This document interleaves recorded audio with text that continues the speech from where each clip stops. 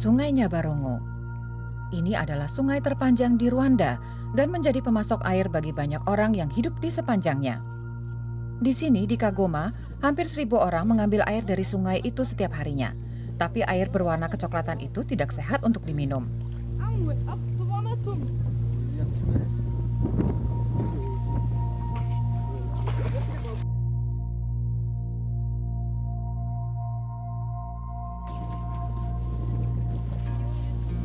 Christelle Quizera tidak mau tinggal diam. Tahun 2011 ia pergi ke Amerika Serikat dan mendapat gelar di bidang mechanical engineering. Ketika ia kembali ke Rwanda, ia memulai perusahaan bernama Water Access Rwanda.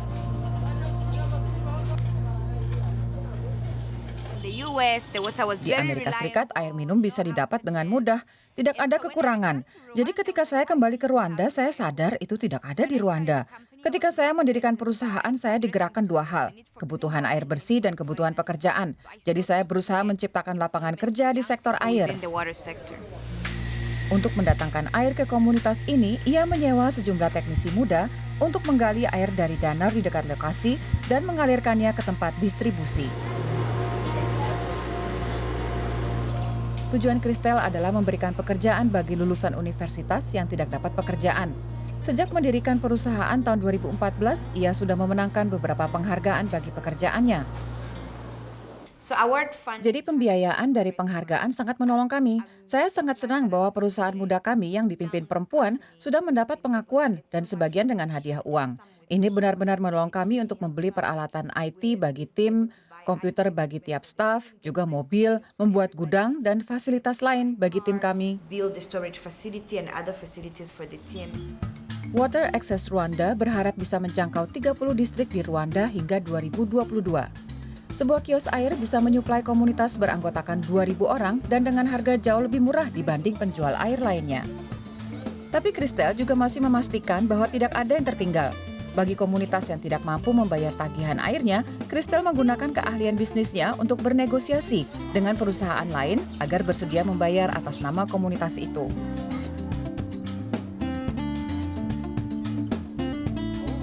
Claudette yang berusia 24 tahun baru lulus kuliah jurusan manajemen.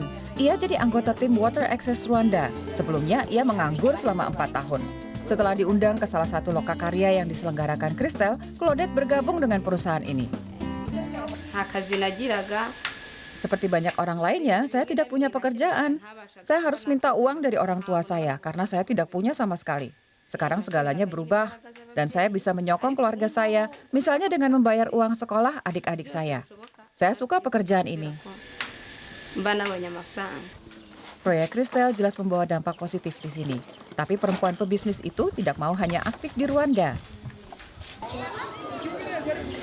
Saat ini ada 450 juta warga Afrika di kawasan Sub-Sahara yang tidak punya akses ke air minum bersih. Jika setiap orang dari mereka sudah bisa mengakses air bersih lewat pipa di rumah masing-masing tanpa harus keluar rumah, baru saya akan mengatakan pekerjaan saya sudah selesai. Jalannya sangat panjang, tapi ia bertekad akan mencapai cita-citanya.